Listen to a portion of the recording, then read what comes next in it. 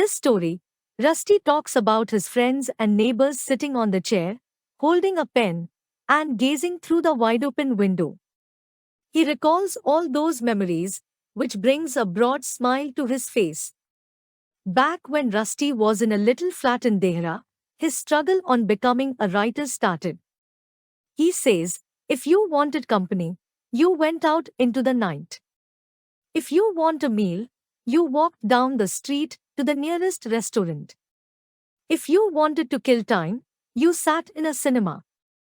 If you wanted to bathe, you went round to the nearest public bathrooms. It was very lonely over there. But compared to that, the place where he is residing now is the opposite of lonely. There was the front balcony from which Rusty could watch the activity along the main road and the shops.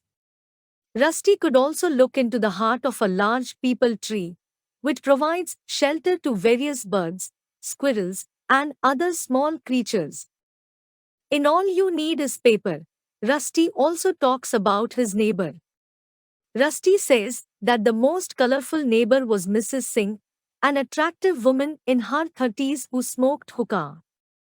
Her husband was a sub-inspector in the police. Mrs. Singh used to talk about supernatural stories from her village.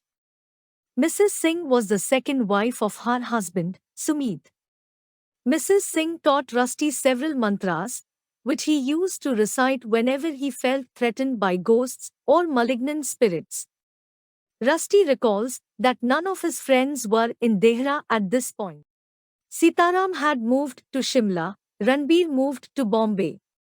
Rusty says Dehra was not a place for young men in search of a career. Rusty's close friends Sudhir and Kishan were no more in this world. The tea garden labourers killed Sudhir, and Kishan died when he was 27 while trying to save a child from drowning. Rusty says his future was easier to predict. At 24, Rusty was a published author, although he wasn't making much money. He says a very vital truth about himself, that he would be wise to stick to the only thing he could do fairly well, putting pen to paper. Rusty says he couldn't drive a car. He fell off the bicycle.